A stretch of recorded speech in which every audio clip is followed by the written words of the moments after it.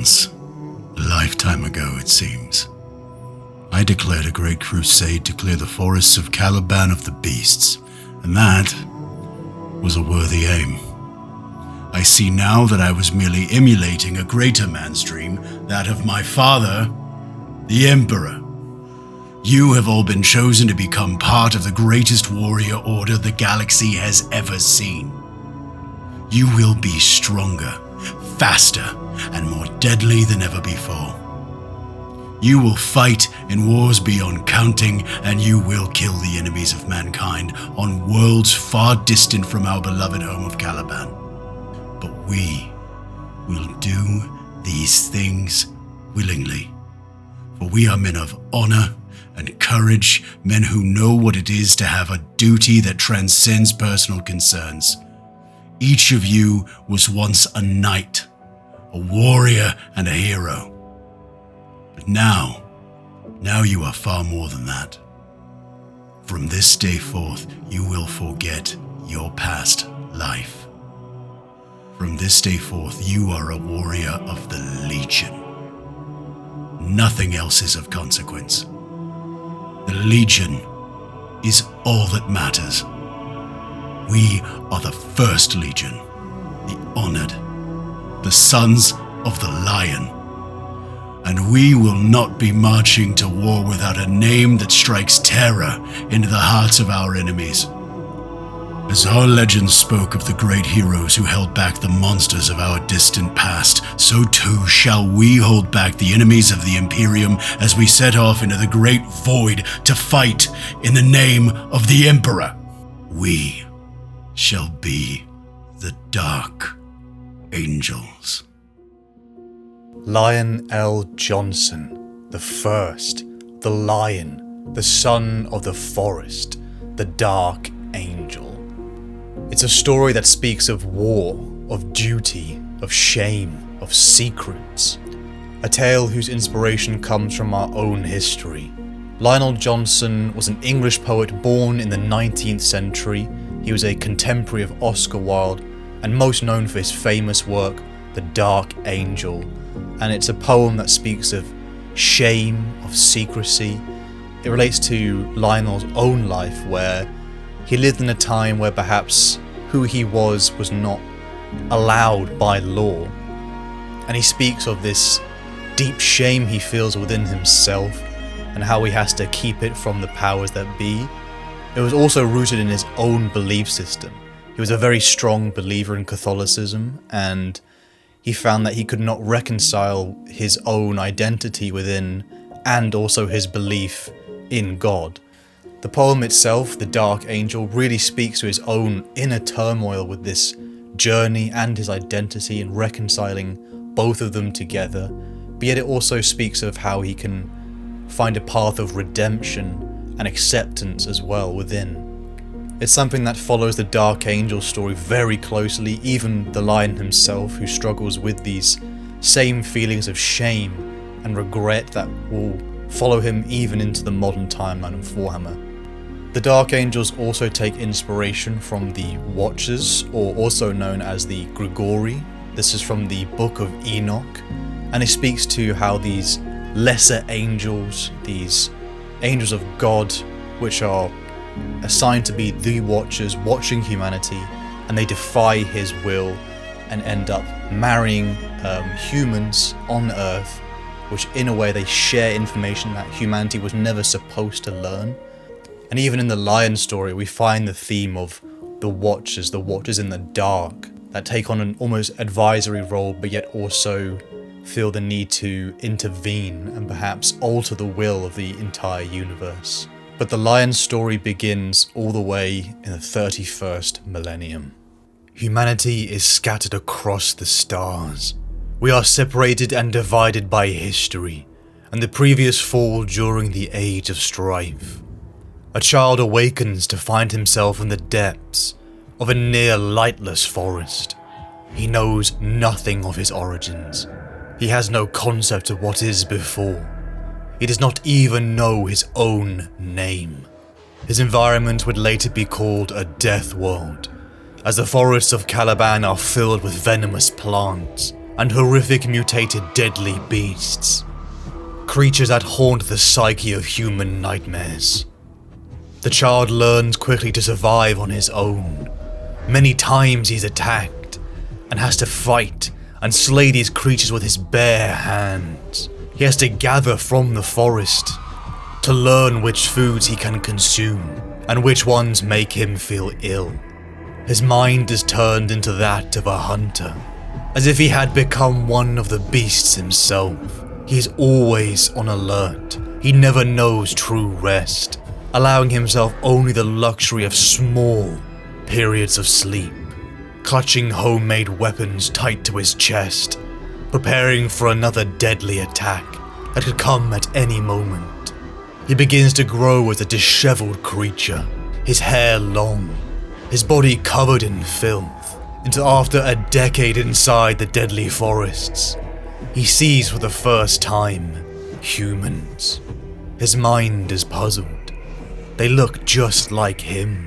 They are knights, men clad in metals, shining and brilliant amongst the forest light, armed and armored in rudimentary powered armor. They belong to the Order, the knightly group who hunt the beasts of Caliban. They are utterly shocked. They find this large boy within their midst, not even hearing him move. He had crept up upon them much like the beasts of Caliban. They begin to panic. How? Nothing can survive this deep into the forest. It must be a monster. One of the men draws his pistol and laces shots towards the boy, hitting him in his shoulder. They are terrified. The boy can sense it. He can almost hear their hearts inside their chests pounding. Wounded, the boy darts to safety, and with a feral snarl he looks at them dead in the eye, only for one of the men to step forward. Approaching cautiously, softly, this man finally sees that he is staring at a human. He wasn't going to attack, are you? Lion. The strange man names him. The knight's name was Luther, an honourable, respected man, and a great knight of the Order, who despite his kind demeanour and his warm smile, is genuinely terrified of the boy. Feeling the hairs rise upon the back of his neck, he almost thinks him to be a deadly beast of this world, comparing him to the Calibanite lion, the most fearsome creature that stalks these dark forests. Luther would bring the boy back to the Order's fortress monastery of Aldoruk, the mountain fortress that has served as a home to the Order for centuries. The boy is lost, confused, taken from a life of nature and placed within the confines of walls. But he is not alone, for the man Luther adopts the boy, and he names him Lion L. Johnson, the lion, son of the forest.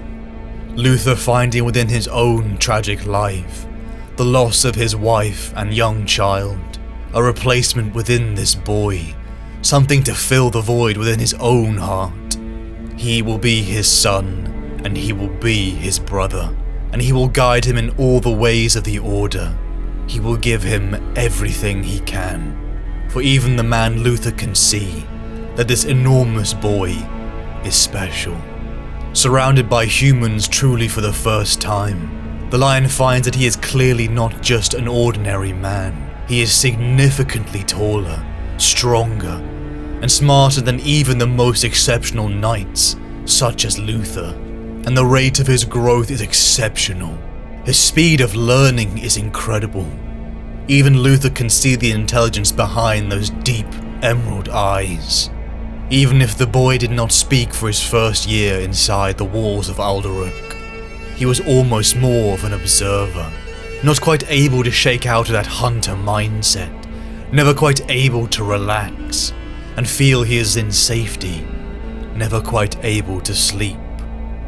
But even from his first day inside the walls of Aldoruk, a blade was put in his hand, as he began to train in the way of the knights, stepping through the spiral, the ancient training grounds, and the Order's martial combat doctrine.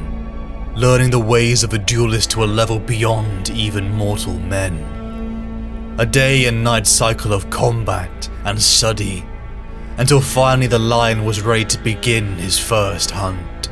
Back into the forest of Caliban the boy would journey, battling many of the types of horrifying monsters that lay deep within the shadows of the overcast trees, behind the venomous and poisonous vegetation, in rudimentary arms and armor, and long-maintained advanced technology. The lion would be equipped. The world of Caliban itself, a mix of its old medieval traditions and the technology from a long-lost era, barely kept alive by dissipating knowledge. Each generation feeling more and more of that knowledge bleed away. From his auto pistol to his two-handed blade, the lion's equipment would be slick with blood as he began to purge the beasts of the forest. Hundreds, thousands of horrifying creatures fell to him as he began to ascend the ranks of the Order, his skill and his mind nurtured by legends such as Ramiel, Amadis, and his closest companion of all, Luther, and even the mysterious Lord Cypher, the knight who forgoes his own identity and inherits the Cypher title, charged with keeping the secrets of the Order. The traditions of Caliban are born into him, poured into his growing mind. But yet there is one tradition the boy cannot reconcile: the endless war with the beasts, the cycle of unending death. The horror and fear the people of Caliban live every day, fearing that their young and pitiful lives are cut short, afraid to leave the warmth of their fire and walls. The people of Caliban have looked after him, they have nurtured him, and he wanted to protect them. The lion declares a crusade. He will purge all the beasts from the forest, communicating with some of the other knightly orders. Across the world of Caliban, the coordinated purge began, relying upon his brother and father Luther to facilitate this coordination, as even as exceptional as the lion is, he doesn't even come close to matching Luther's oratory skills. Respect is earned by the lion, but charisma bleeds from Luther. The decades began to pass, the crusade racking up a toll of dead on both sides. Many of the lion's friends and brothers giving their life in this relentless pursuit of the beasts, even fighting the creature of his own namesake, the Calibanite lion. The battle would push him to the edge of his abilities, even with his superhuman skills. The fearsome creature almost cost him his life, but yet the lion was victorious, removing that creature's taint from the world forever. Now a respected high-ranking member of the Order, the lion is a legend, a name whispered with reverence amongst the new recruits and the younger members of the Order, all hoping to emulate the man, no, the demigod, the lion. In the victory halls of Aldoruk, the knights feast, they chant and they rave, lifting up their successful brothers from hunts, never forgetting to enjoy the life they live. Yet the solitary figure in the corner would catch the eyes of the young Zahariel, following the enormous man, the lion, to the balconies of Aldoruk. Many a times all of the young recruits and even the lion had heard of the victories of previous nights, the honors, the laurels. But now the lion wishes to speak of something else, the future.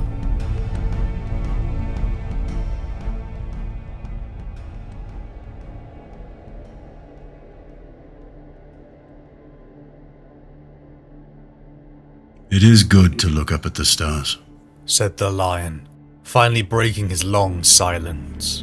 At times like this, a man needs to take stock of his life. I find there is no better place to take stock than beneath the stars. The lion smiled, and Zahariel found the smile dazzling.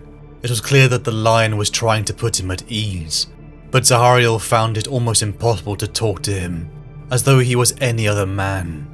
Johnson was too big, his presence too imposing. A man could no more ignore his extraordinary nature than he could ignore the wind and the rain, or the transition from day to night. There was something similarly elemental about the Lion. Lion L. Johnson was the apotheosis of all humanity's dreams for itself. He was the perfection given human form, like the first example of a new race of man. The cleansing of the forest is entering its final stage, Zahariel. Did you know that? No, my lord. I had thought the campaign was likely to continue for some time. No, not at all, said the Lion, his brow furrowing slightly. Though Zahariel could not be sure if it was amusement or contemplation. According to our best estimates, there are perhaps a dozen or so great beasts left in total. Certainly no more than 20. And they are all in the North Wilds. We have scoured every other region of Caliban and cleared out the beasts that were hiding there. Only the North Wilds are left. But that would mean the campaign is nearly over. Nearly. At most, it should take another 3 months.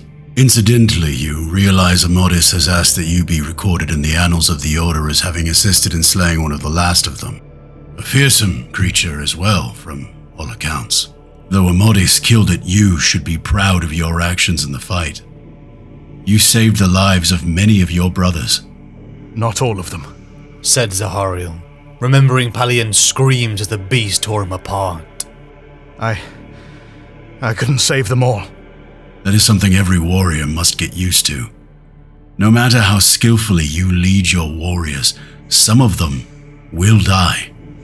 It was only a matter of luck that I didn't die. The sheerest chance. A good warrior will always take advantage of chance. He should adapt to the changing circumstances of battle. War is all about opportunity, Zahariel. To be victorious, we must always be ready to take hold of our opportunities as they arise. You showed initiative in fighting that beast. More than that, you demonstrated excellence. Precisely as the verbatim defines these things and sets them out as our ultimate aim. We cannot know what mysteries the universe holds or what challenges we may face in the future. All we can do is live our lives to the fullest extent we can, and cultivate the virtue of trying to achieve excellence in all things.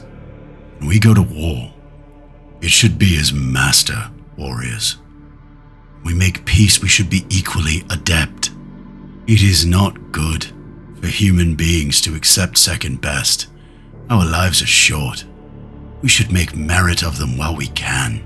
Abruptly coming to silence, the Lion continued to stare up at the night sky as Zahariel stood beside him. I wonder what is in the stars. The old tales say there are thousands, perhaps millions of planets out there, just like Caliban. They say Terra is one of them.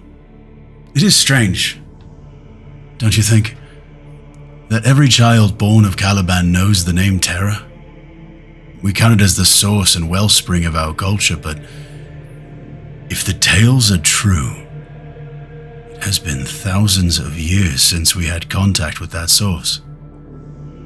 But what if the tales are false? What if Terra is a myth? A fable invented by our forefathers to account for our place in the cosmos? What if our fathers' tales are lies? It would be terrible, Zahariel said. He felt a shiver and told himself the night was growing colder. People take the existence of Terra for granted. If it had all turned out to be a myth, we might start to doubt everything. We would lose our moorings. We wouldn't know what to believe. True. But in other ways it would free us. We would no longer need to be responsible to the past. The present and the future would be our only boundaries. Take the current campaign against the great beasts as an example. You are young, Zahariel. You cannot be aware of the bitter arguments, the threats and recriminations that were directed toward me when I first advanced the plans for my campaign. All too often, I found that the causes of these objections were rooted in some dated custom that had long ago worn out its welcome. Tradition is a fine ideal, but not when it serves as a shackle on our future endeavors. If it wasn't for Luther and his fine oratory, I doubt the plan would have ever been approved. is the same with so many issues that confront us today. The diehards and the sticks in the mud oppose us at every step. Irrespective of the value of the plans I put forward, they always make reference to the past, to tradition, as though our past was so filled with shining glories that we might actually want to preserve it forever. But I'm not interested in the past, Zahariel. I think only of the future. The lion paused. Standing beside him, Zahariel wondered what Lord Cypher would make of this speech, decrying the value of tradition. Might this be another test? One designed to see whether he would simply acquiesce to what the lion was saying, or stand up for the values of tradition. As he looked upon the lion's countenance, he saw a strange intensity to the way he stared up at the sky, as if he loved and hated the stars at the same time. Sometimes I wish it was in my power to wipe that past away. I wish there was no myth of terror. I wish Caliban had no past. Look at a man without a past and you see a free man. It's always easier to build when you build from scratch. Then again, I look at the stars and I think I am too hasty. I look to the stars and I wonder what is out there. How many undiscovered lands? How many new challenges? How bright and hopeful might our future be if we could make it to the stars? Such a thing seems unlikely. For the moment, at least. You are right. What if the stars were to come to us? I don't understand. Truthfully, nor do I. But on nights when the stars are bright, I dream of a golden light, and of all the stars in the heavens coming down to Caliban and changing our world forever. The stars come down to Caliban? Do you think it means anything? The lion shrugged. Who knows? I feel I ought to know its relevance, but every time I think I sense a connection to the golden light, it fades and leaves me alone in the dark. Then, as though shaking off the last of such a dream, the lion said, In any case, the stars are denied to us, so we will build a future here on Caliban. Still, if we are to be limited in that way, we will not allow it to limit our vision. If we are only able to build our lives on Caliban without access to the stars, then we will make this world paradise. The lion extended an arm, sweeping it in a broad gesture across the nighttime panorama of the dark forest and treetops below the walls of Aldoruk. This will be our paradise, Zahariel. This is where we will build a bright new future. The campaign against the Great Beast is only the first step. We will create a golden age. We will make the world anew. Does that sound like a noble aim to you? It does, my lord. An aim worth committing our lives to. I raise this question here and now because of your youth. It is the young who will build this future, Zahariel. You have shown promise. You have the potential to be a true son of Caliban, a crusader. Not just against the beasts, but against every other evil that ails our people. Does that seem a worthy purpose? It does. It is said by Luther that the lion is the loneliest man on Caliban, because he's just so exceptional, so far above everyone else. He is even known to be able to imitate the sound of any animal on Caliban. He can make the cries of raptors, even imitating the mating call of a cervix. And even in the halls of Aldoruk, it was said the lion had a beautiful singing voice. He'd learnt all the old songs, all the melodies, the tales of ancient Caliban, that many times, even when he was growing up beside Luther, it brought Luther to tears many times. The lion's prowess, his skill with the blade, his intellect, it was so far above everyone else that he couldn't find any equals. Even at times, Luther himself just couldn't keep up with his own adopted son. and so he had no equals on Caliban. The lion was alone. Even to Zahariel, one of the younger, more newer members of the Order, even he is just completely overtaken and surprised by how exceptional the lion truly is. For many times they just see a large being, but when the lion speaks his visions of what Caliban can be, his dreams about the stars, about taking Caliban beyond just living a life of danger from the beasts in the forests, Zahariel can only step back and look in wonder at this man, nay demigod. Truly just shows a level of thought and insight that was far beyond what was the normal existence of the knightly orders simply hunting beasts. The lion himself never truly understands if it's something he's developed over time, or if it's something innate within him, almost like it's in his DNA, like he's born to be a world shaper. He's born to have dreams and visions that will unite people, bring people together, and change the very fate of planets. But in these visions he feels truly alone. No one else other than besides Luther can perhaps share in these ideals and goals, but he seems to be the only one who really has the drive and the will to bring together all these people, if he can. And this will be a future inherited by the knights like Zahariel and his younger cousin Nemiel. These will be the future of Caliban, that even if the lion doesn't know how long he will live, he knows that he must be the one to lay the foundations for it. Caliban, after decades, has purged thousands of beasts across the planet, leaving the last pocket of resistance within the infamous North Wilds region, the domain and territory of the Knights of Lupus Order. Conflict between these two orders is inevitable, as the Knights of Lupus seem hesitant to fully purge the rest of the beasts, their own hesitancy sending warnings and frustration within the lion. Even some of the lion's very own scouts, who ventured too far within the North Wilds region, were slain by the Knights of Lupus, a dishonour that was clearly the beginning of more to come. The elderly Grand Master Sartana of the Knights of Lupus made his way towards Aldoruk, greeted by the lion and the growing ranks of the Order, a display of power and a way for the lion to show off, showing how the Order is filled with many recruits, drawn in by the legends such as him, Luther, and many others.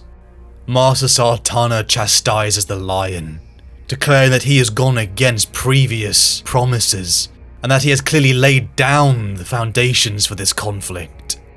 And perhaps this is true, for the lion sees them as an obstacle for peace. Their hesitancy to not purge the rest of the beasts makes their intentions clear, and makes them obstructions for the future of Caliban. War is declared, as the Order prepares to siege the Knights of Lupus's fortress. As rare as it is, once again humans will battle upon the fields of Caliban. The Order sets off to the North Wilds, and in this culmination of their last obstacle, the lion is declared the Grand Master of the Order, something many had seen coming.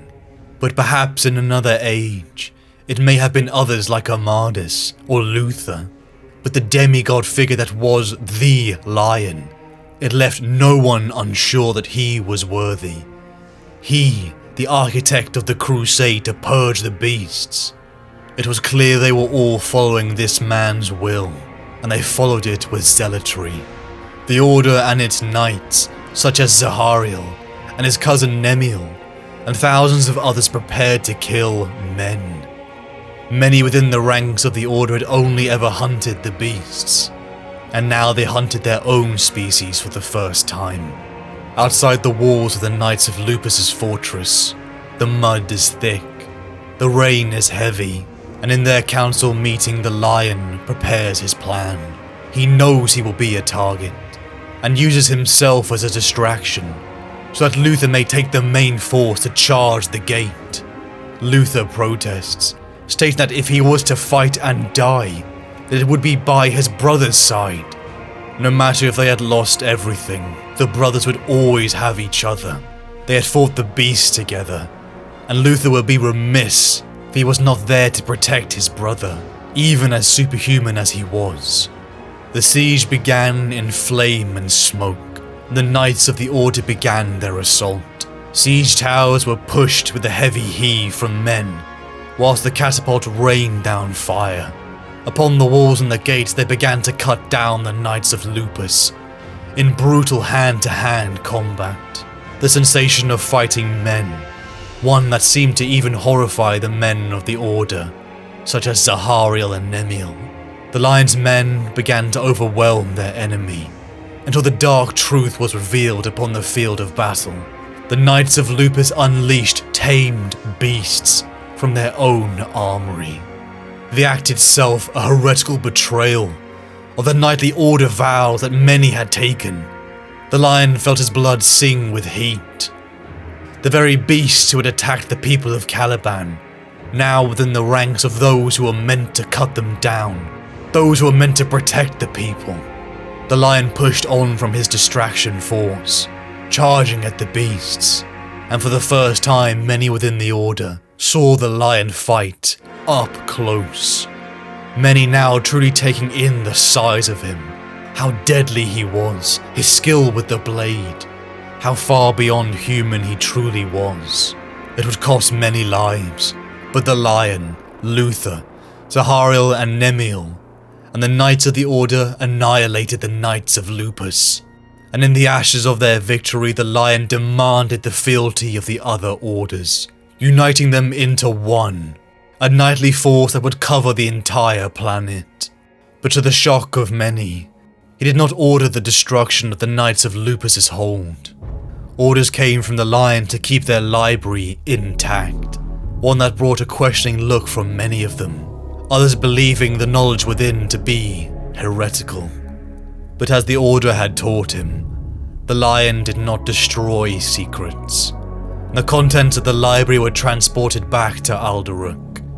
Information was information. It was how you used it. And yet even in this time of great victory, another mystery of Caliban came to fruition. And for the first time in his life, the Lion came in contact with the Watchers in the Dark. An ancient myth, one he had heard many times growing up within the walls of Aldoruk, from the many tutors and teachers he had.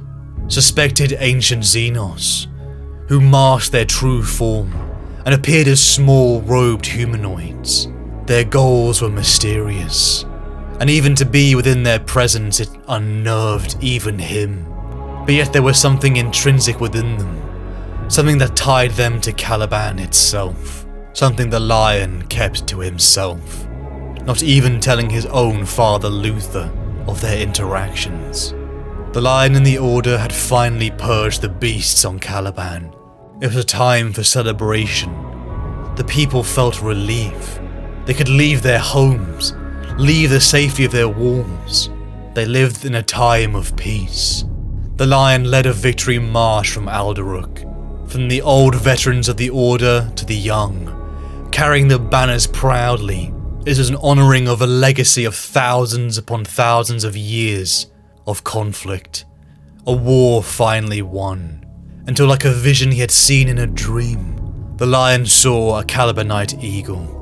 Rare creatures, not dangerous, but they were regarded as birds of omen by the superstitious of Caliban. The Lion paused. He had seen it. He had seen it in his dreams. This moment. Johnson looked to the sky to see a bird of metal and large warriors in powered armor descend around the panicking knights. They drew their blades and pistols, only for the Lion to order them to stand down. Luther barking the orders down the ranks as his warriors clad in powered armor stepped forward. They declared that they were members of the First Legion of the Master of Mankind. The Imperium of Man that comes from terror. They had come to unite mankind across the stars, and they were overjoyed as now they had found their Primarch, their Gene Father, Lion L. Johnson. It felt like a moment the Lion knew would come for his whole life. Many things about his own life had started to make sense. He had never had the time to ponder, always in danger in the forests of Caliban, always learning and training in the walls of Alderuk. But now he allowed himself to take in and answer those mysteries. Where did he come from? Who was he? His incredible form and mind, and now he finally learned the truth. He was a son of the Emperor of Mankind. He was born within the gene labs of Terra, and he had been lost, but now had been finally reunited with his home and his family. A legion of thousands of superhuman warriors, created from his own genetic material.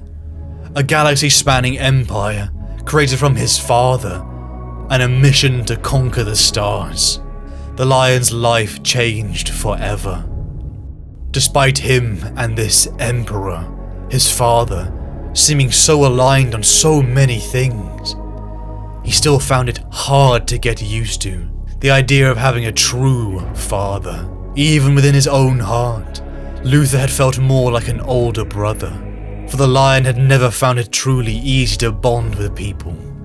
And in truth, many times he had stared upon his own adoptive father Luther, wondering how he bonded with people so easily. As Luther had said, the Lion was the loneliest man upon Caliban, but now it had changed forever. The Lion was no longer alone, and perhaps no longer the strongest in the room, as the Emperor told him of his brothers, the Primarchs. In many ways it was a comfort to him to converse with a being that were his equal, men who could understand him. But yet he never found it quite easy to connect with them, never truly bonding to the point of friendship, finding more comfort within his own Calibanites. Though he respected many of his brothers, such as Horus, Dawn, Sanguinius, the Khan, and Guilliman. The Lion adjusted quickly, finding that many of the customs of the First Legion, his sons, sharing many of the similarities between the knightly orders. He began to incorporate many of the traditions of Caliban within his legion. Gone was the old title of First Legion, renaming them to the Dark Angels, giving them the brand after an ancient Calibanite myth. Even bringing over the complex hierarchy of the Order, where ranks can change based upon knowledge and levels of secrecy within the Legion's practices. Even the world of Caliban would change, becoming the new recruitment ground for the Legion, as many of the young knights from various orders joined the Grand Master, pushing themselves through the brutal process and becoming Astartes. The Crusade upon Caliban had been completed, a time that brought many worry, wondering what their purpose would be, but a new purpose quickly filled the void, as after years of training and recruitment, the Lion and the Calibanite Marines joined the Great Crusade. They would conquer the stars and fight Xenos and non-compliant colonies of mankind. And just as how the Lion had united Caliban, they would unite humanity, armed with the Imperial truth, and a legion of hundreds of thousands of Astartes. The Lion would join the battle across the stars. Immediately the Lion was thrown into horrifying conflict, finding within a short time within the Great Crusade that he and his legion would take part in the campaign of the Rangdan Xenocides. The Rangda were a vile Xenos race that enslaved many other sentient races to themselves, using them as slaves or puppets within their own wars. These masters taken straight from Lovecraftian horror. Xenos that could haunt the mind of any mortal man. It would be this war, this Xenocide, that would be the hardest fought in the entire Great Crusade. And even with the tactical genius of the Lion, it would cost thousands of Astartes, millions of mortal men and women. At its height, the Lion would have command over 300,000 Space Marines, the Imperium's champion as it faced its worst enemy at the time. It would be a war that the Lion eventually won, for even against his brothers, his tactical acumen was superior. Though the conflict would change the balance of the legions, as now the Dark Angels, who who had fought valiantly and bravely, were no longer the most numerous. Many of the Terran elements of the Legion giving their lives within the conflict. From war zone to war zone, the Lion would move, his Legion and him earning a reputation of honor and prowess. But the Great Crusade would change for the Lion upon the planet of Sarosh. The negotiation with the governors of Sarosh broke down after months of talks, leading to a confrontation and a suicidal assassination attempt upon his own life. The leaders of the world hiding a nucleonic warhead within their own ship, hoping to take themselves and the Lion out together. A plan which almost succeeded, if not for the last-minute intervention of Zahariel and Luther. The warhead was blasted into space, the Legion only taking minor casualties. But much to the Lion's shock, he found that his father, his brother, Luther, had faltered. The older Knight of Caliban hadn't reported his suspicions earlier. He had waited, almost allowing the assassination to succeed. And when the truth was finally revealed, the Lion felt it cut deeply. From a man who said he would have died by his side, to almost allowing him to be killed. He was let down by the man who had saved him from the forests. The man who was meant to be his father. The man who had tutored him, given him love, trained him to be the man that he would become. He didn't hate him. For how could he hate the man who had given him so much? But how could he fully trust him now either? He knew Luther had come through in the end. But how could he trust a man like that at his back? How could he trust many of the other Calibanites? Perhaps they too shared in the feelings of Luther. And yet even upon the face of Luther, the Lion couldn't read it. He couldn't perceive the truth behind the shame. He couldn't perceive the momentary jealousy. The Lion and the Legion descended down to the planet of Sarosh, finding a monstrous Xenos creature, created from the sacrificed blood of thousands. A creature that had been mind-controlling the population of Sarosh. A jelly-like body that was like that of some deep ocean trench dweller, shimmering, appearing fragile, and lit from within by bursts of coloured, electric light, with a million eyes that stared out from its hideous form. The Lion drew his sword, and the Legion charged, as writhing tentacles launched forth, attacking the Dark Angels at many different points. The Primarch roared, launching into the battle with fury, and despite taking many casualties, and with the Lion and his sons buying time, Zahariel detonated a psychic device, eviscerating the Xenos creature. But it didn't feel like victory, as in the wake of this conflict the Lion had been shaken. Never before had he felt like he couldn't rely upon his brothers. When one had descended into the forest for the hunt, he had to trust in those around him. To have no trust was death, and his trust in Luther, Zahariel, and many of the Calibanites had waned. Back to Caliban he would send them. If they could no longer be trusted upon the field of battle, then the best use for their abilities, and a path for redemption, for those that had erred or faltered, would be in recruitment. And even in his own heart of hearts, he felt like his father, Luther, cared more for Caliban, but yet he did not communicate this to his own father. He believed that the man Luther knew him, and he understood why he had to do this. For a man so brilliant, so intelligent, so deadly, it is almost hard to believe he faltered in reading the true feelings of those closest to him. The true feelings of Luther. With the compliance of Sarosh, the Lion set out to pursue another Xenos threat that had threatened the Imperium. A Xenos race that the Lion despised. One he had seen before during the Rangdan Xenocides. The Lion and the Legion prepared to battle once again, the Khrave.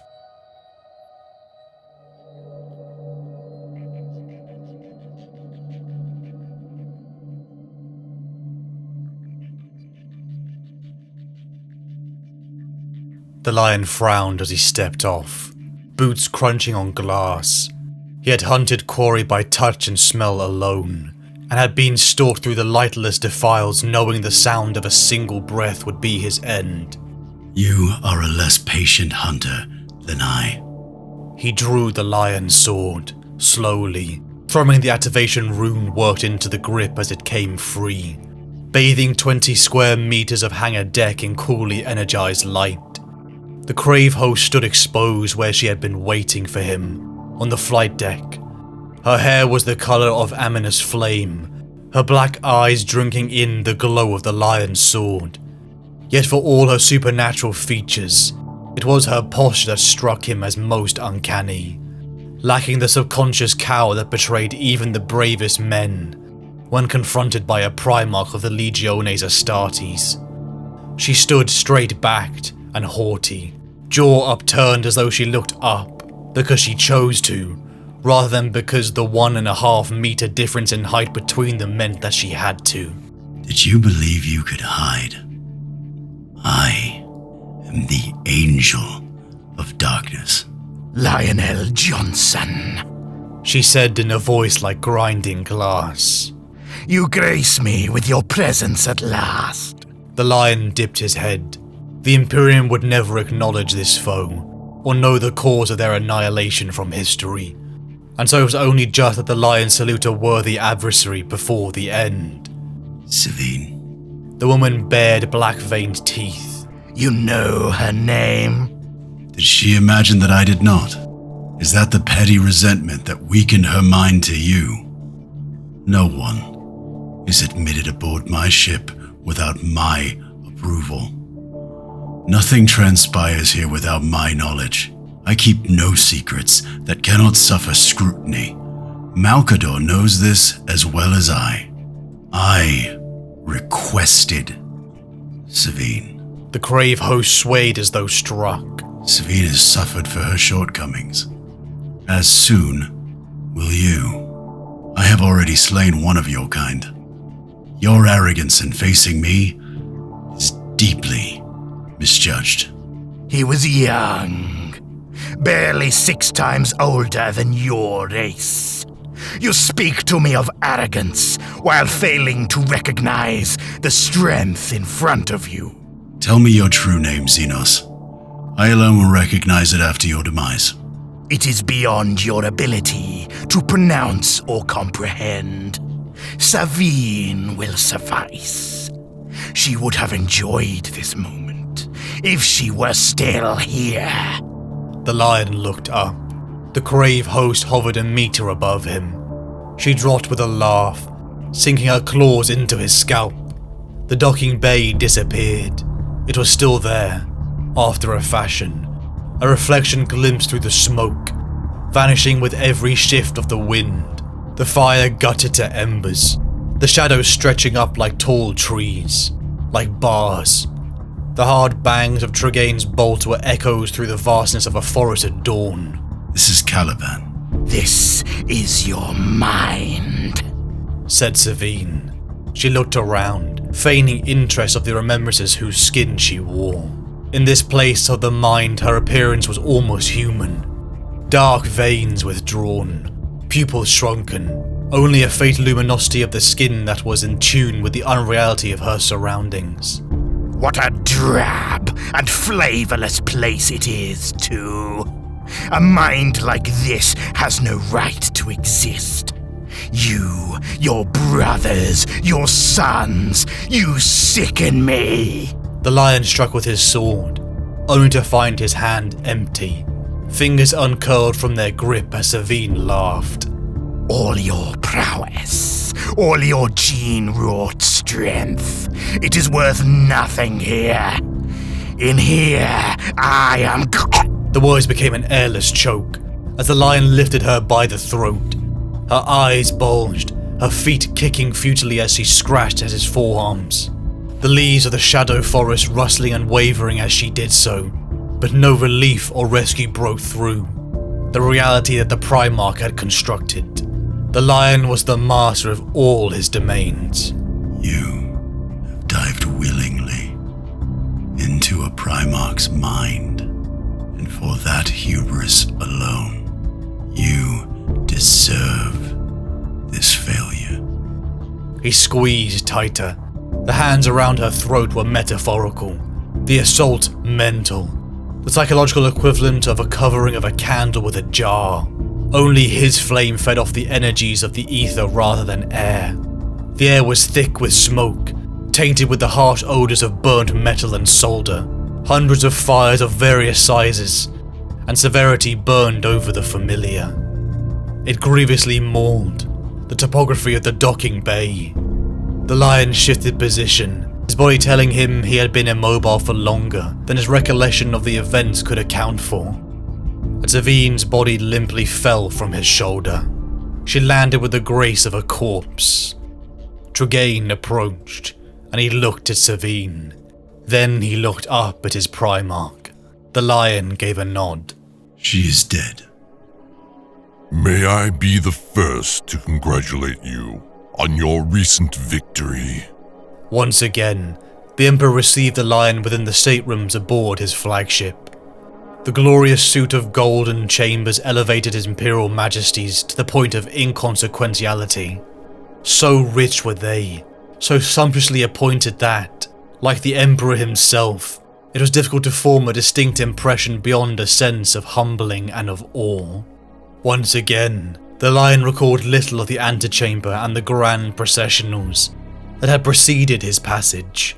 It was as if part of him had always been here, in these rooms with his father, and that part could never leave. Thank you, Father.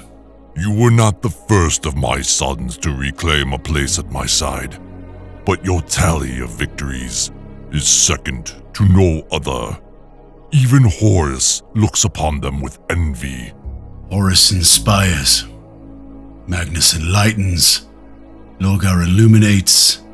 Rabute raises an Imperium in miniature that celebrates his name and yours. I have left as many worlds behind me as any two of my brothers, but I fear that darkness and ash will be the legacy I leave to your Imperium. The Emperor considered long, as he did often, before giving an answer. In the time of the Egypta, there was an empress named Hatshepsut. By all accounts of her that survived, she was an equitable and proficient ruler. By the standards of her time, she rebuilt her land in the wake of war and occupation, erecting great monuments and bringing prosperity to her people. She reassembled the Egypta's navy, using it to re-establish their old empire, and launched military campaigns against the nations who had once been their oppressors. A legacy whose parallels are not hard to see. And yet, those who came after her did all within their power to ensure that she would have no legacy.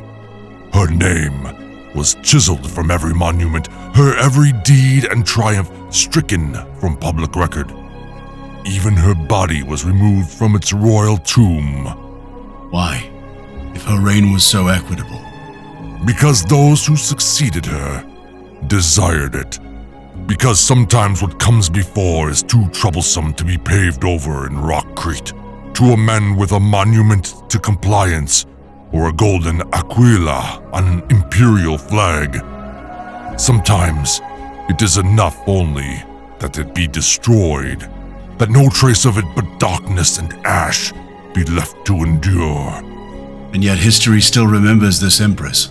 The Emperor Thutmose III did not have his dark angels. It is a pity that your campaigns kept you from the triumph.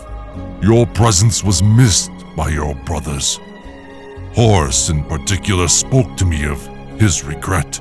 He knows that I would have attended had I been able. The lion replied, a tone far sharper than any he had before employed in the presence of his father. You are troubled.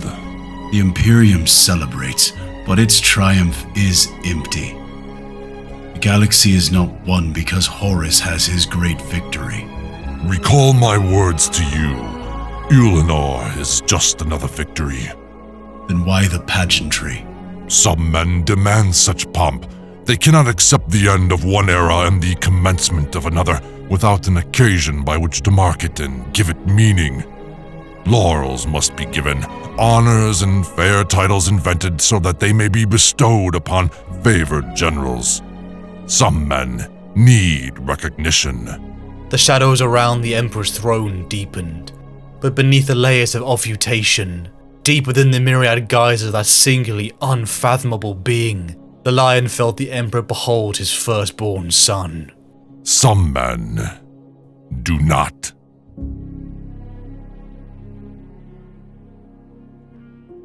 A hooded figure, armoured in emerald plate, wreathed in obscuring light. Perhaps of all the Emperor's sons, the Lion believes that he is the one who comes the closest to truly perceiving what his father's true face could possibly be. As a boy, he grew up in the forests of Caliban, all alone, that he never quite had that human touch to himself. He always lacked that warmth and that humanity that, say, his father Luther was able to exert and bring people together with. He finds he doesn't need this when he's conversing with the Emperor, because it seems above all else the Emperor understands the Lion on a level that is perhaps more than any of his brothers. In fact, even when the two converse together, it's almost like barely any words are exchanged between the two, because it seems their line of thinking seems to be running parallel to each other. They seem to be beings of the same temperament. Even inside the Order upon Alderac on Caliban, they still had their traditions of secrecy, of keeping levels of knowledge at certain tiers, levels of responsibility with that knowledge, hidden away for only those in the upper ranks. And this seems to be a sentiment shared and in fact encouraged by the Emperor himself, who keeps many secrets from even his own sons, and it's something which would anger many of them, but yet even with the Lion he understands this and he operates in a similar way within his own legion. It was said that all the Primarchs are encoded with the Emperor's DNA, and each of them represent a small part of him. Some of them his ideals, some of them his powers, but it seems that the Lion being the first, the template for which all other Primarchs would be built, he is perhaps the closest amongst all of them to the original, to what the Emperor intends to be, the closest to being an Emperor-like figure. In fact, the Lion even ponders if he learns these ideals from the Order, from Alderac, or was it encoded in his very being? But the most important thing that the Emperor gifts the Lion, even within his own DNA, is a sense of duty. There are many others like Horus, Fulgrim, Perturabo, others who need the validation, need a father-like hand on their shoulder. But the Lion himself needs none of these things, for the emotion that beats within his own heart is duty. Other men cry for it, they need attention, they need to be acknowledged. The Lion only needs to be knowing that he is doing his duty, the thing he was born to do, and living up to the ideals that he strives for. Even like the Emperor, he finds in himself he has no need of things such as celebrations, no accolades, no triumphs are needed in his name. He only needs to fulfill his duty because that is enough for him. The Great Crusade has washed over the galaxy for nearly 2 centuries.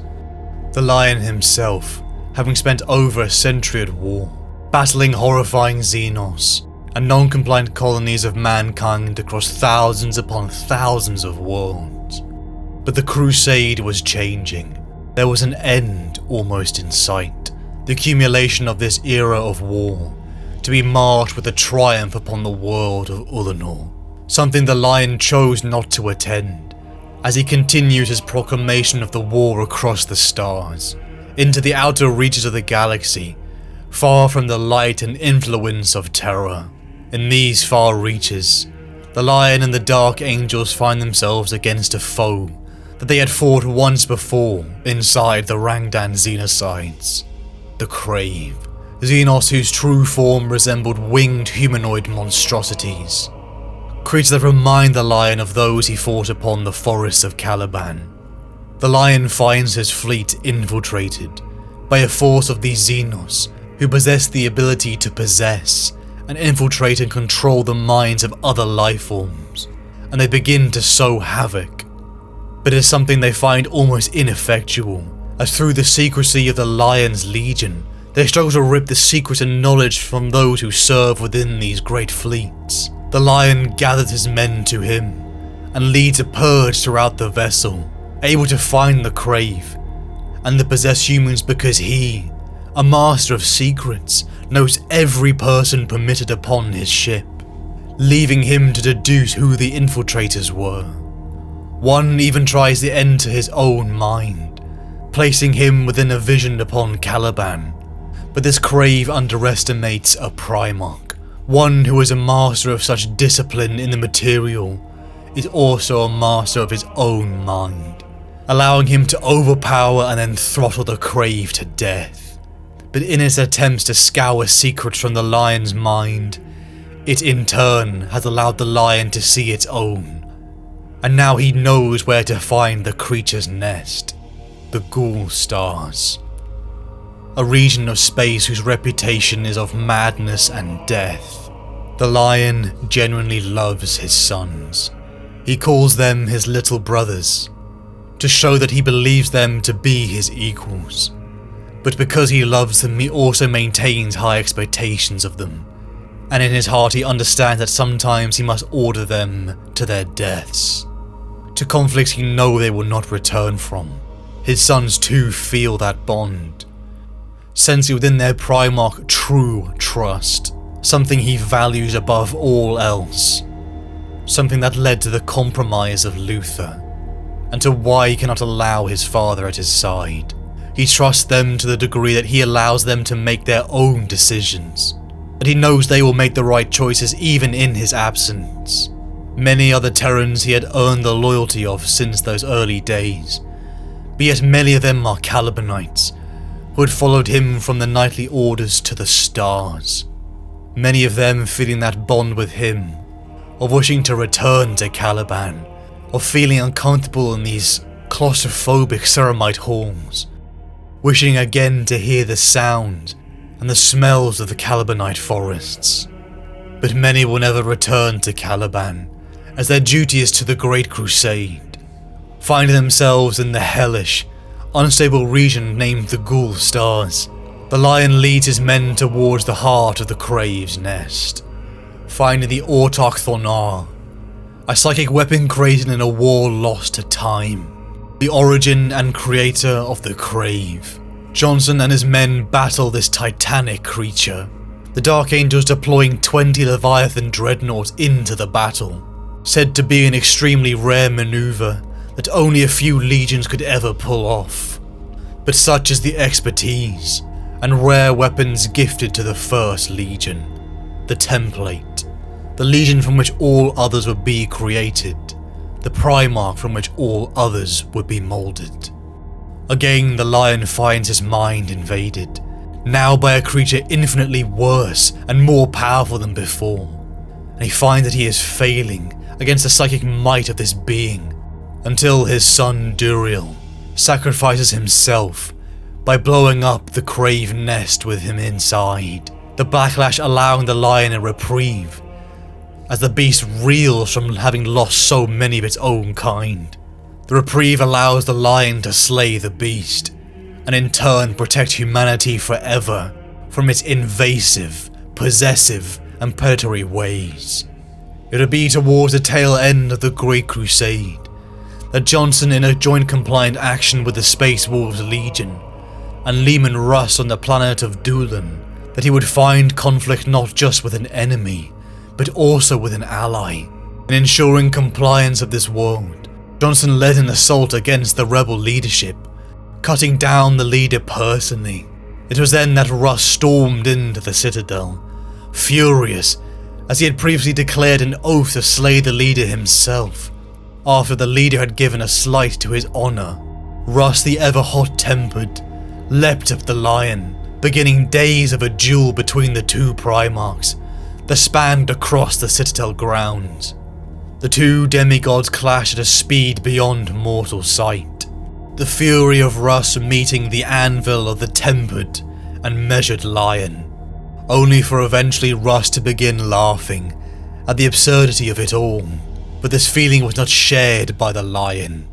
Time had been wasted by this pointless duel.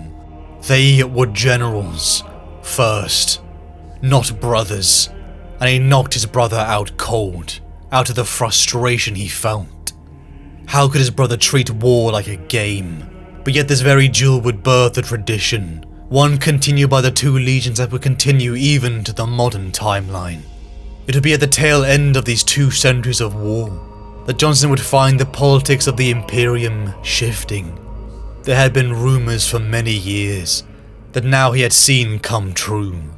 The Emperor had stepped down from an active role within the Great Crusade at the triumph of Ullanor, declaring before the weeping millions of mortal men in the parade grounds as thousands upon thousands of Astartes stood, hoisting their banners proud, the Emperor would leave the Great Crusade, declaring a new War Master to lead in his stead, one he had chosen to be Horus, the first found son. Many of the Primarchs felt a sense of anguish at the Emperor keeping secret his reason for returning to Terra, but for the Lion he understands, and he felt no slight, for he in turn kept his own secrets. He alone understood the Emperor, and had no need for answers, but yet he disagreed with the Emperor, for the one chosen for the role of War Master, not because it was a reward of the service the Lion had given, not because he deserved it more than any of his brothers, but because he simply believed he was the best choice. His tactical acumen surpassed even the mighty Horus Lupercal, and his temperament, being that the closest to the Emperor, would he not be the best to honour the Emperor's will? But he didn't begrudge his brother Horus, for he believed he too was still a worthy pick for the role of War Master, and the Lion in his heart of hearts understood that he did not have a close bond with any of his brothers. They were his equals. They were generals in the Emperor's armies, and perhaps Horus was better at rowling in all these conflicting personalities. It would only be a decade later that Lionel Johnson and the Dark Angels would hear the news that would shock them to the core. The War Master Horus, alongside 3 other legions, had betrayed the Emperor and declared open rebellion. The news shook the Imperium to its core.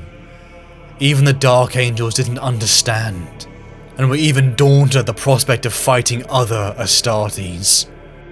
A concept I'd seen so alien before, but Johnson didn't allow himself to feel this shock, and immediately devised a strategy to aid in the downfall of these traitors.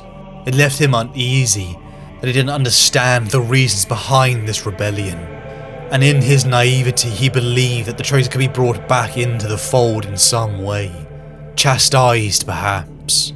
Unable to bring the Dark Angel's fleet to Isfahan in time, to join his brother Ferrus Manus in the Retribution fleet, the Lion took a crack force of his own to the world of Diamat.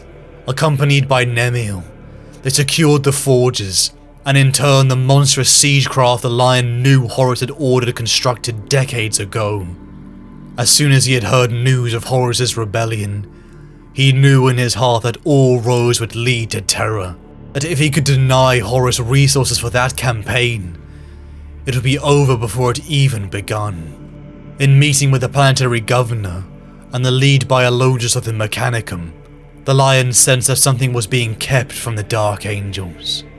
The Lion asked Nemiel his opinion of the 2 men in private, giving a sense of shock to Nemiel. For the first time he glimpsed that perhaps the superhuman warrior, who he had served from Caliban to the stars, struggled to read people. Nemiel began to contemplate. Perhaps that was more of the role that the charismatic Luther had filled. It led to some questionable thoughts. Or did the Lion unite Caliban? Or did his diplomat Luther? How much did he owe to his father figure? The rebellion of Horus had called into question the loyalty of many. Many of the hundreds of thousands of worlds brought into compliance were unwilling, the might of the Emperor's armies forcing their hand. Many felt even a sense of loyalty to Horus, the face of the Great Crusade, the one who had brought them into the light of the Imperium, the man on the front lines, compared to the ever-distant Emperor, hiding away upon terror. Something the Lion was right to question, as the forces of the Mechanicum on Diamat turned upon the Dark Angels. They were ambushed, and many of the Lion's little brothers, his sons, died with knives in their back. A quiet fury burned within the Lion, but the Dark Angels managed to fend off the Mechanicum's forces, and prepared to face against the Sons of Horus that had come back into the system to secure the siege engines. Fortifying the great forges, the Lion and the Angels met their enemy head on.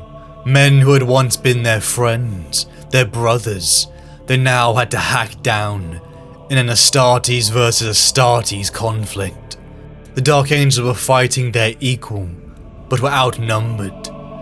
They were almost overrun many times, but the Lion launched himself from conflict to conflict, a blazing demigod with his double-handed sword, cleaving apart the Sons of Horus and saving his sons who were on the brink.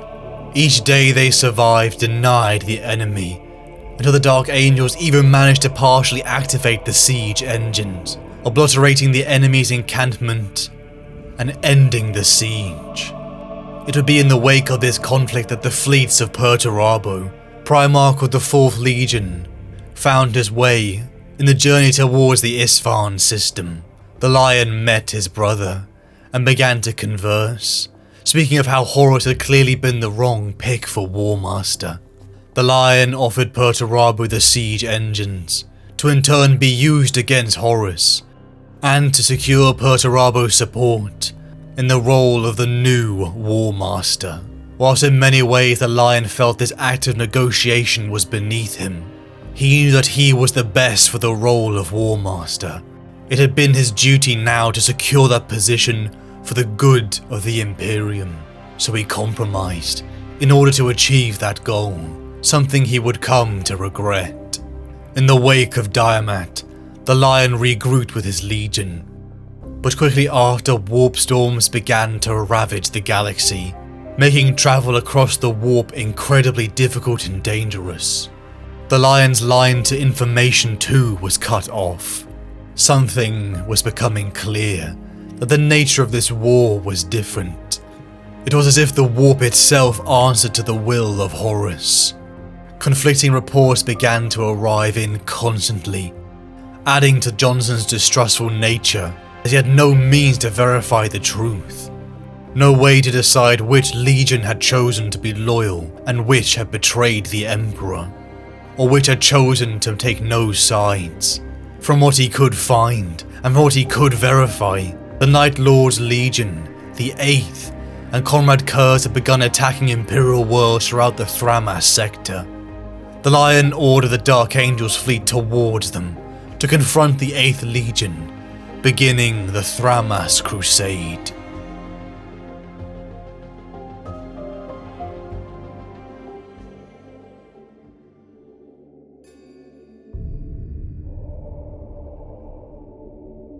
My brother, hissed Konrad Curze, Lord of the 8th Legion. His was a viper's smile, just as predatory, just as brazen in its hunger. I have missed you. The Lion hesitated. He raised his hands to his collar, unlocking the helm seals hidden there, and pulled the helmet free. An expression of naked surprise marked his features, yet his face was still an angel's countenance. Not the beatific, handsome lies of ancient religious myth, but rather the truth of Terran artistry. A face that could have been shaped from tanned marble, emerald eyes with soulful depths, contrasted by a mouth that would forever struggle to show emotion. To Corsawain's eyes, Curze was pathetic, ghoulish in comparison, a wretched husk facing a Night Lord, claws against a prince's sword. Curze? The Lion asked, his resonant voice softened by disbelief. What has happened to you? The Night Lord ignored the question, speaking with insincerity rich enough to make Corsawain's teeth ache. Thank you for coming. How it warms my heart to see you. The lion drew his blade in a slow, clean movement. He neither brought it on guard, nor threatened the other Primarch. Instead, he clutched it in both black gauntlets, the crosspiece hilt before his face as he stared at Curze above the quillions. I will ask you this once, and once only. Why did you betray our father? I would ask you something in return, brother. Curze answered with a grin, his filed teeth on display. The clawed Primarch's eyes were an unhealthy bright, rich with a secret sickness. Why did you not? The lion lowered his blade to end the salute, knightly respects now paid.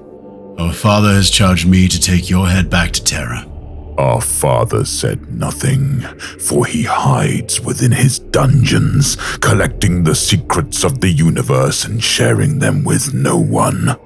Lorgar and Magnus have seen everything our father sought to hide, so do not carry a precious little lie as your shield, lion. You are Dawn's hound, running here to the eastern fringe because he ordered you. Curze licked his filed teeth.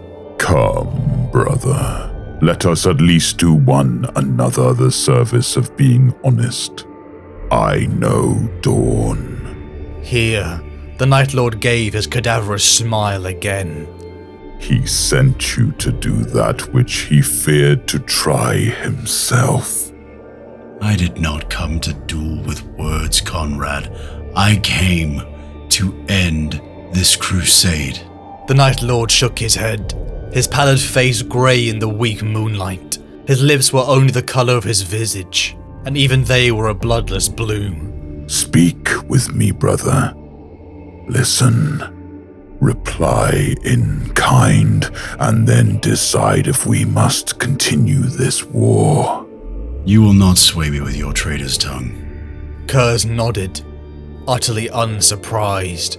His vile facade cracked for a moment, revealing the warrior he'd once been, perhaps never pure, never free of torment, but capable of emotion beyond the condescending bitterness. The strained lines of pain faded from his brow, and the serpent's sneer left his lips. His voice was still raw, still ruined, but now carried an edge of sorrow. I know. So what harm is there in speaking together this one last time? The lion nodded. Wait here. He ordered his sons. I will return soon. The warriors fell silent as their lords returned, still distant, but close enough to be heard. The lion acknowledged his warriors with a curt nod. They responded with salutes, forming the sign of the Aquila over their tabards. Curze ignored his sons, still addressing his brother. Horus himself charged me to speak those words to you. He said. If the Night Lord had seemed cadaverous before, now he was practically exhumed. The Primarch's eyes, with what little white actually showed around the pupils, were inhumanely bloodshot. His gaunt features were dusted with a faint sheen of cold sweat, and a trickle of dark blood ran from his nose. He wiped it away in the back of his gauntlet. Savage weapons, one and all, too dangerous to be wielded without cost. That is all history will see of us. Even you, lion. Even you. The lion shook his crowned head. You underestimate our father's empire. And you overestimate humanity. Look at us.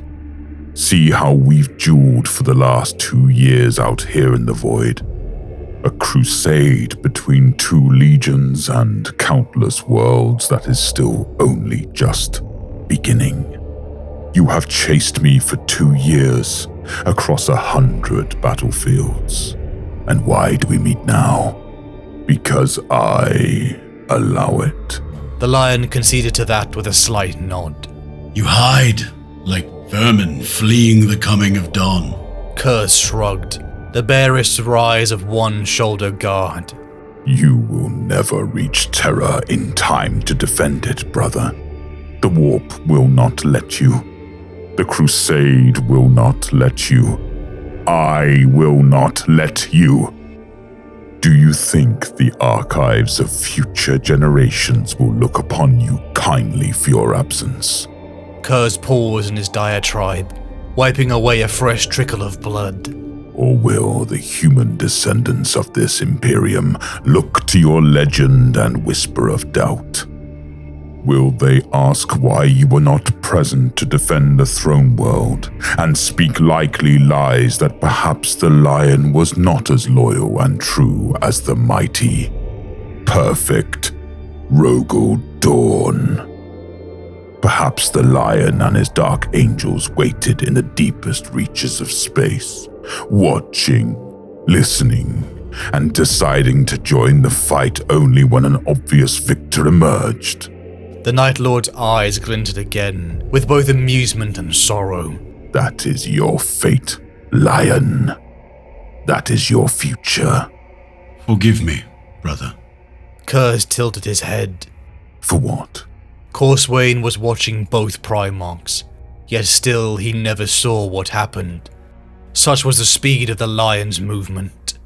One moment the two brothers were speaking, the lion's features cast down in contemplation. Curze's eyes fever bright as he promised an ignoble fate. The next, Curze's features twisted into a taut rictus of pain, blood rushing between his clenched teeth. The lion held tight to the grip of his blade, buried to the hilt in his brother's stomach. More than a meter of shining, blood-stained steel thrust through the back of Curze's armor. For such a dishonorable blow, the lion whispered into Curze's pale, bleeding face. I do not care who knows the truth now, tomorrow, or in 10,000 years. Loyalty is its own reward. The lion pulled his sword free, and the Night Lord fell back. The Primarchs dueled, heedless of their son's hurt. We never sparred, did we? The lion sounded almost bored, his words still carrying over the vox. Every few seconds they would see a new cut ripped open in Curze's armor, or slashed across his face. He was fast enough to avoid death at the lion's hands, but not skillful enough to flawlessly defend against every attack. I never cared for swords. Curze weaved under the carving blade, thrusting out with both claws. The lion tilted back, his balance executed to preternatural perfection. Curze's claws shredded the ivory tabard, barely scratching the layered ceramite beneath. There exists nothing of elegance inside you. The lion turned the blade in his hand, parrying another dual claw strike with a single blade. And nothing of loyalty. For a time I considered you my truest brother. No others grew untouched by civilization, only you and I. Curze licked his sharpened teeth, eyes narrowed with effort. You should be with us, brother. Even your own legion senses it. The First Legion strife is not unknown to the War Master. There is no strife! Their blades locked in that moment, Curze catching the lion's sword in the net of his linked claws. No. The Night Lord spat the word as a curse. No risk of the fair angels falling. When did you last walk upon the soil of Caliban, O proud one? The lion smiled, for the first time Curze had ever seen it. But the movement of his brother's lips still did nothing to warm his statuesque visage. Stone gave off more warmth than that smirk. He gave no answer beyond the smile. Curze returned it, just as insincere, just as lifeless in that moment. He stopped fighting, ceased his measured dueling, and leapt at his brother with a howl. Where the warring Primarchs had presented the pinnacle of human possibility in warfare, now the lion's poise, skill and grace counted for nothing. They bawled as brothers, rolling across the ground, hands at each other's throats. When the tumbling ended, Curze knelt atop the lion, pinkish saliva sprayed from his pale lips as he bore down on his brother. Claws gasped to strangle, to inflict that most slow and intimate of murders. When slayer and slain stare into each other's eyes. Die! Curze breathed. Desperation ruined his voice, rasping it from bleeding lips. You should never have survived that tainted world you call home. The lion's armoured hands grasped his brother's throat in mirror response, but the Night Lord's advantage was crystal clear. Curze shook the lion's neck in his fists, cracking his brother's head against the rocky ground again and again and again. Die now, brother. History will be kinder to you this way. Of all his brothers, the lion considered Konrad to be his truest, the one he had the most connection with, because like Konrad, the lion grew up with no one. He grew up in the horrifying forests of Caliban, and Konrad grew up in the gringy underhive of Nostramo. Both of them existed like creatures, like animals, simply in survival states. So when he sees what he believes to be his truest brother, and his visage and how he is twisted, how dark blood trickles from his face and his features seem even more gaunt, it only goes to show how the lion is truly ignorant to the true threat behind Horus's actions, and how he doesn't understand why this rebellion has begun, because he himself cannot truly fathom why anyone would ever betray the Emperor. The two themselves, when they converse, it's obvious that they are clearly on the same line of thinking, and he doesn't grasp how his brothers could deviate from the plan, how they couldn't simply just do their duty, how they have to have ideas of their own. The war in the Thramas Crusade has been going on for years, but it's only now that the brothers truly meet, and the lion seeks to find a reason behind why Konrad is following Horus's orders, finding a sense of why this rebellion has occurred, because he believes in his heart it's still for petty reasons, that perhaps even Horus and some of the others could still be brought back into the fold.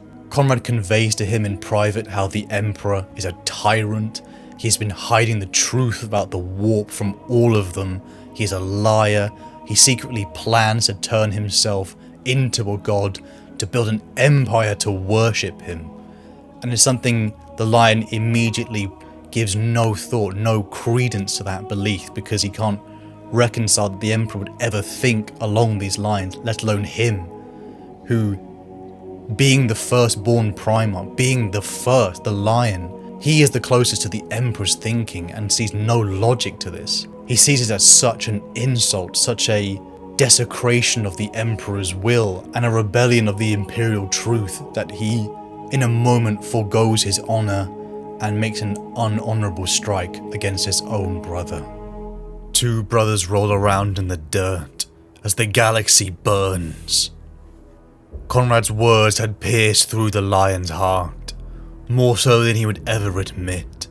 Speaking of trouble upon Caliban, something the lion had to dismiss instantly, not allowing himself to feel the doubt, not allowing himself to distrust Luther and Zahariel again. The brothers were locked within their desperate struggle.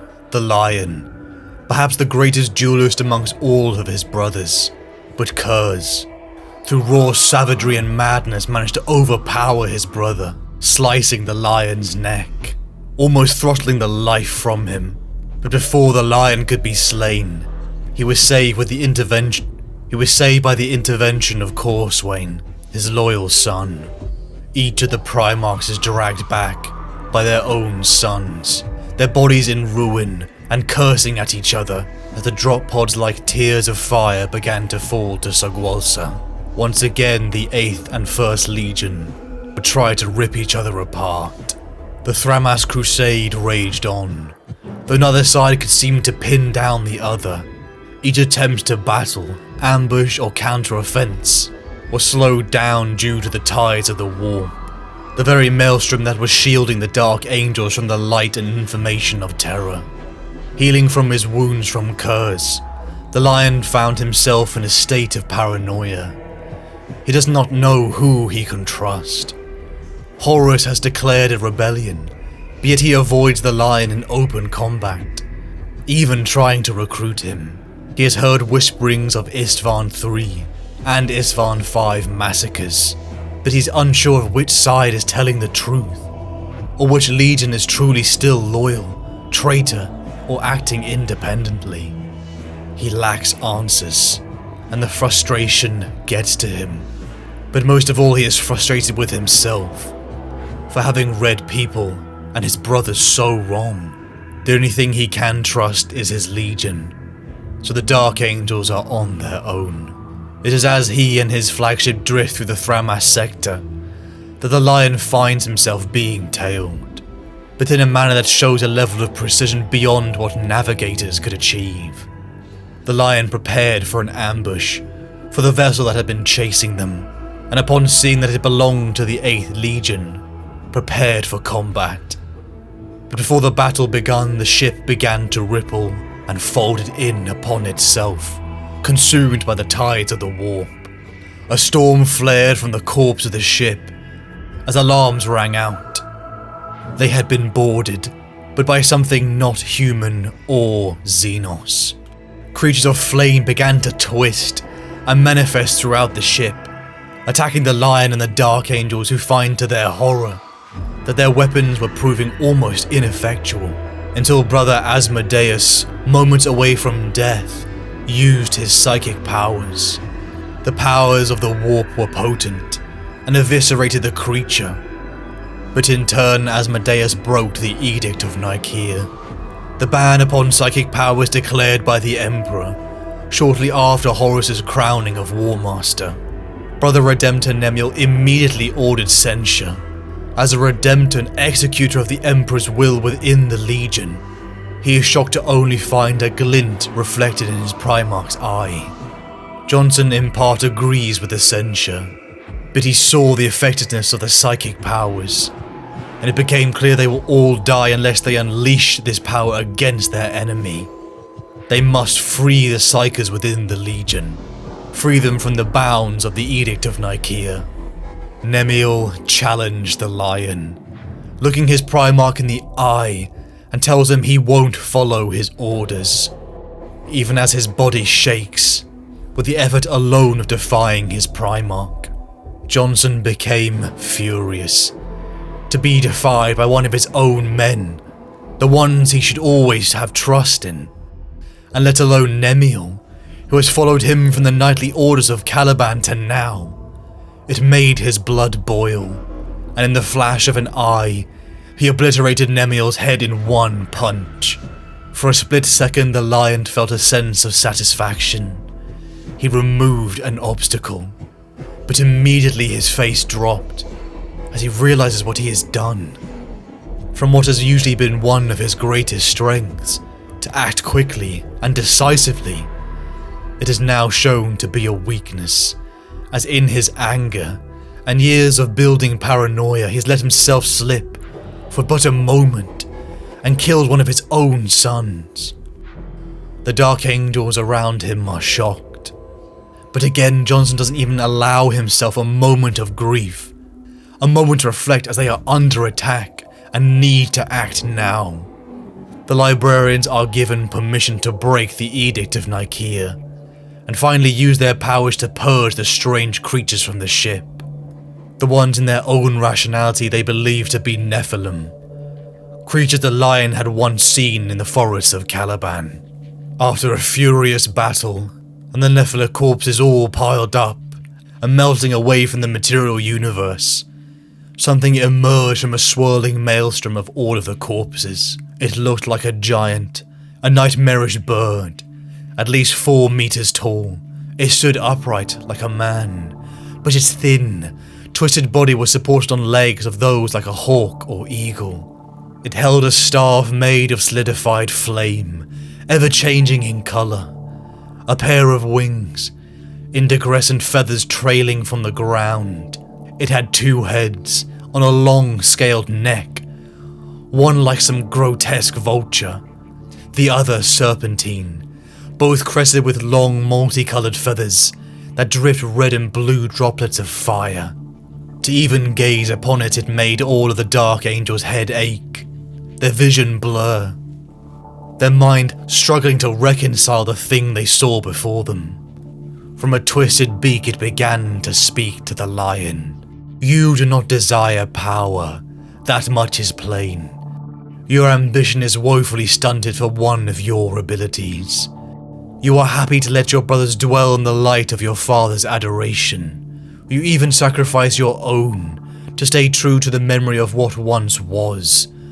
I can give you freedom. Its slippery promises began to sicken the lion, but then he heard that word, chaos.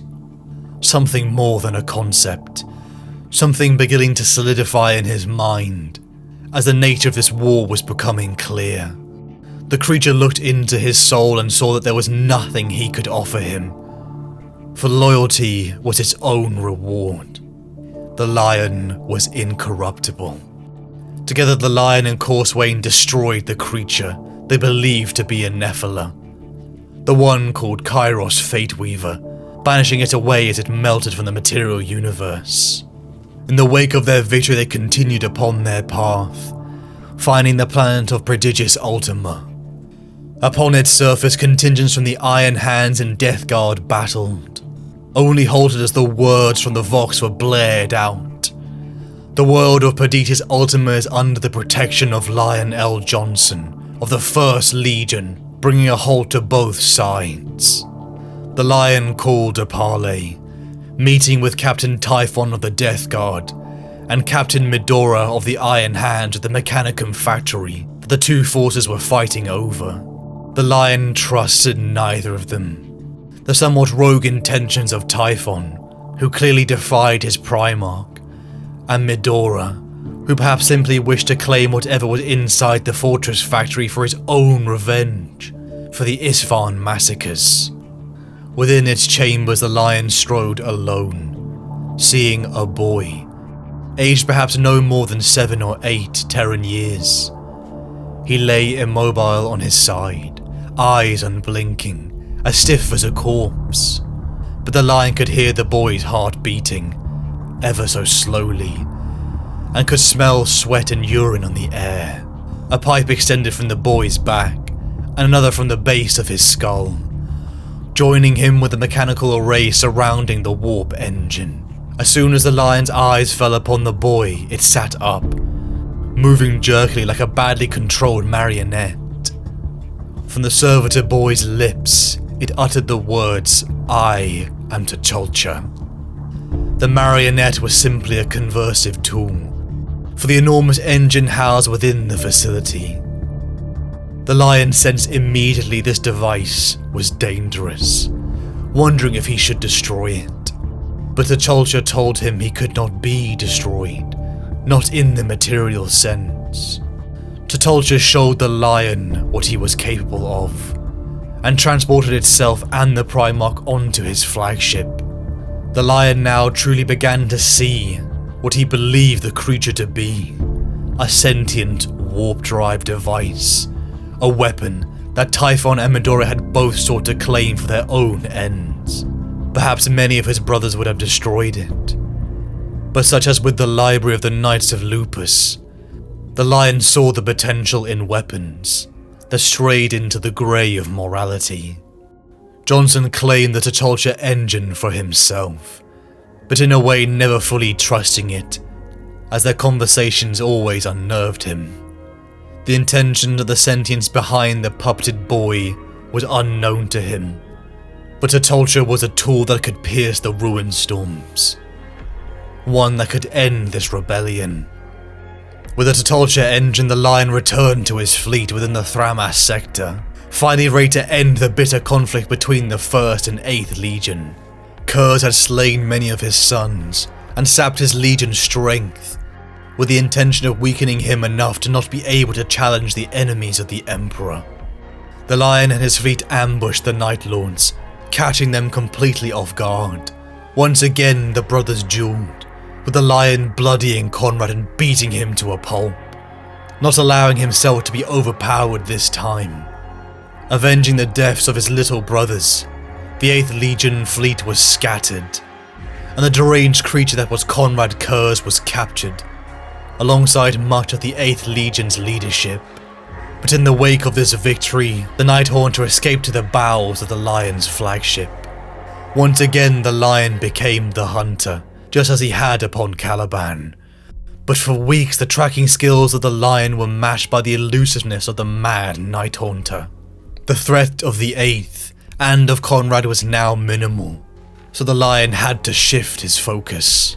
Even over the years of the Thramas Crusade, the Lion had heard the rumours of a pocket empire within the realm of Ultramar, a place with a guiding light within the warp, a bastion for the surviving legions to gather, all under the protection of his brother, Primarch of the 13th, Rabute Guilliman.